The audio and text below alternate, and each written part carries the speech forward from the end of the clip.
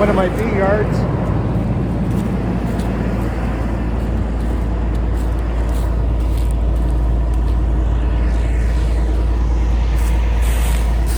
Just going to tip back some colonies to see where things are at.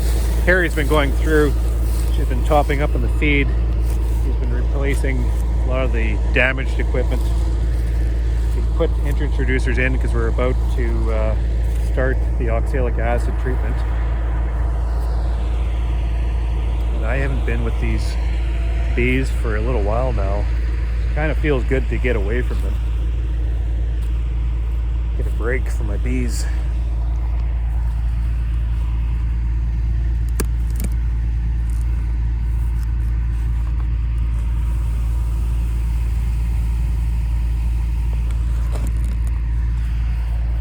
But I'm liking what I'm seeing.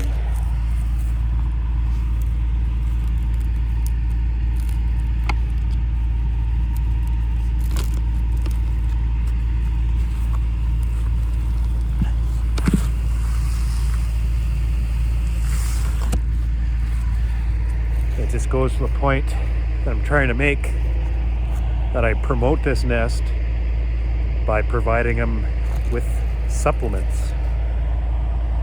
Kind of working with that balance of nature, just trying to fill in those deficits.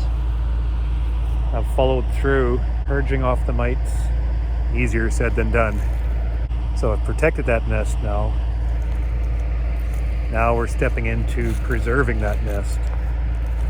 So we can take these winter nests, which I've plugged out with syrup. There is no brood in these nests now.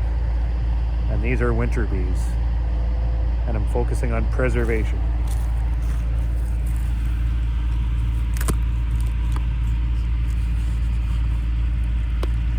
Oh man, and they're heavy enough. I like to plug them right out to keep them from brooding, because I don't want those little winter bees to start, shedding that state of eternal youth. I don't want them to shed that just for, if they start brooding without the nutrients about to complement that brooding, all they do is drain their own bodies. You end up with a smaller nest. Whoa. That is a big colony.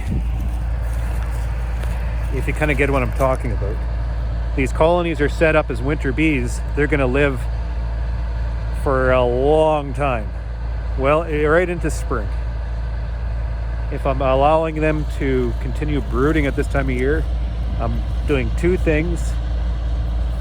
I'm allowing those mites to hide. I'm allowing the mites to reproduce. But I'm also stripping the resource that the bees have already accumulated onto themselves to manage the winter. To get them to brood without the proper brooding conditions, you just strip that from the nest.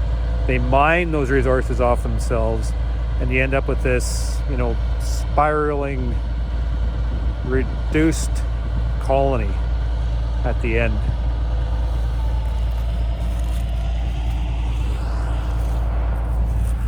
If that made any sense, I don't know. That's just the way I see it.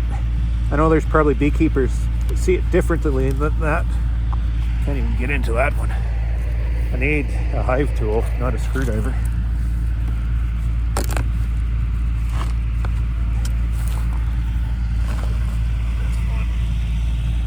And they're heavy. Oh, this is here's a VHS queen. Let's see what they look like.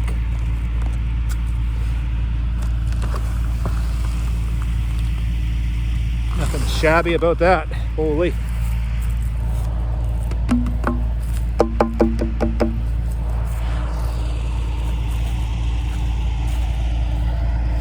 I'm getting refrigeration put into my shed to do two things: to help me get the bees into the shed in a more timely manner, so I can manage my workload a little bit better, because I have other things I need to be doing at the same time. So it's that question, when do you move them in? Move them in end of October and it starts getting cool. And then all of a sudden that warm spell comes in November and forces the bees back outside.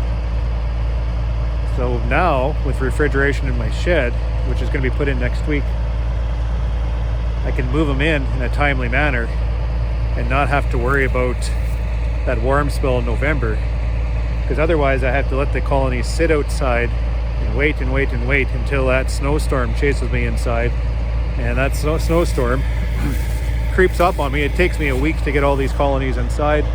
I end up moving bees in the snow because that always takes priority.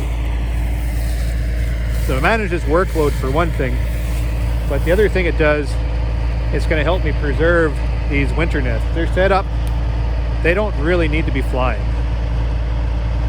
Maybe a little bit of flight from now until second last week of October, just to free their guts up a little bit.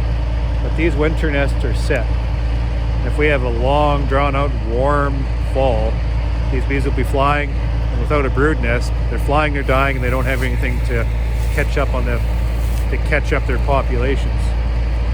So to preserve this nest is my next goal. Get them inside, shut them down, tighten them up, hold them till spring.